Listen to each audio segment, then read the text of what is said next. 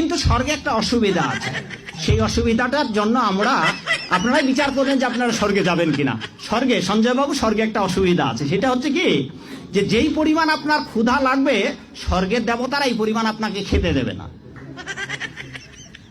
ওখানে সুন্দর সুন্দর পাকা ফল আছে, কিন্তু গাছের ডাল থেকে ছুটে আপনি খেতে পারবেন না।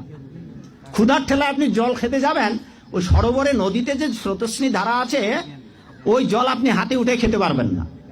তো ওখানে যারা স্থায়ী দেবতা আছে, ওরা যা খাইতে দেবে আপনার তাই খেতে হবে, ফলে স্বর্গ শান্তি নেই।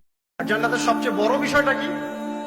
আল্লাহ পাককে আমরা এই চোখ দিয়ে দেখতে পারবো ইনশাআল্লাহ।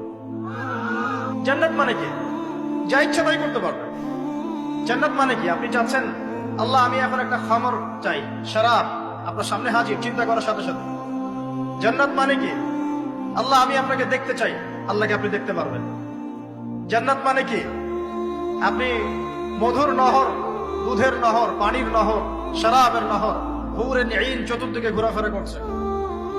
একজন নিম্নমানের জান্নাতি, মানে সবচেয়ে শেষের দিকে যারা জান্নাতে যাবে, তাদের সাথেই দুজন করে হুরে নিঈন, আহাল পরিবার তো আছেই, গিলমান পানপাত্র নিয়ে চারপাশে ঘোরাফেরা করবে।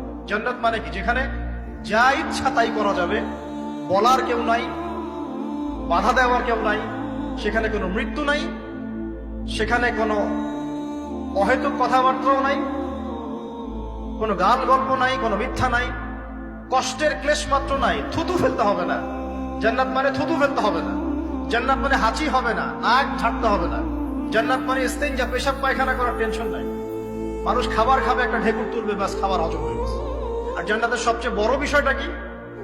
আল্লাহ পাককে আমরা এই চোখ দিয়ে দেখতে পারবো ইনশাআল্লাহ।